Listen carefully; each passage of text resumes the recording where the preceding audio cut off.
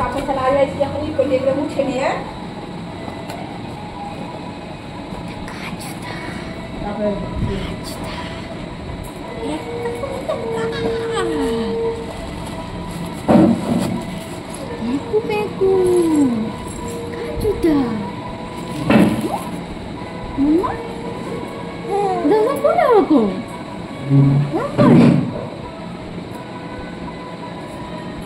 পছন্দ হচ্ছে তোমার?